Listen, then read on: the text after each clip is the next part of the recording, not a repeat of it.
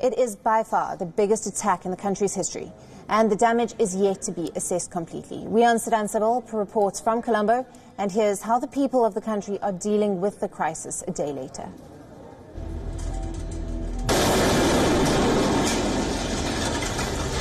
(1558). Just meters away from this spot near St. Anthony's Church in Colombo, a loud explosion captured on live television.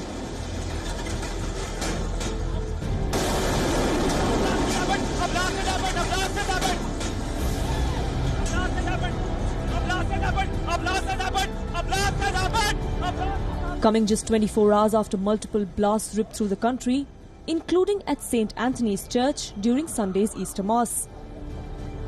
There was a blast. I was just standing there. I was just speaking to you, and suddenly we heard that blast.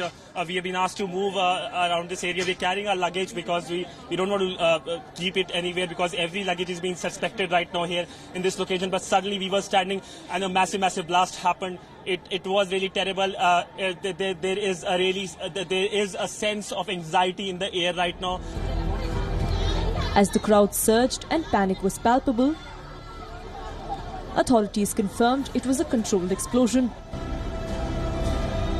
Nervous residents clogged the streets near the church as security forces cordoned the area. An uneasy calm prevailed in Sri Lanka a day after the Easter Sunday massacre.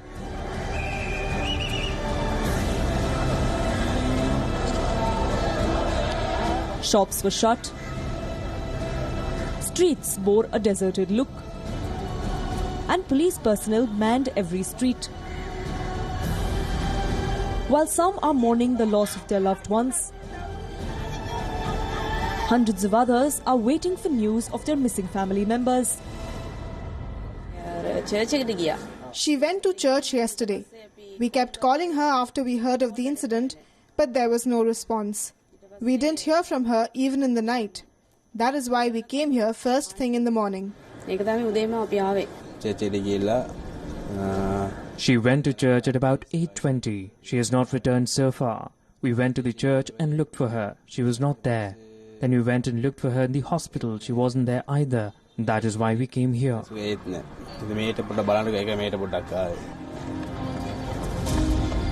Sri Lankans are hoping the worst is over. The night curfew is back in place.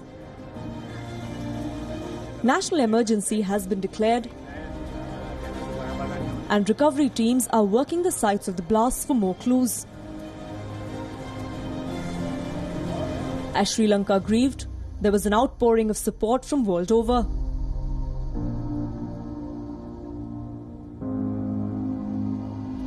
Buddhist monks in India held prayers and performed rituals in Bodh Gaya. Sri Lankan nationals in Paris held a vigil to honour the victims.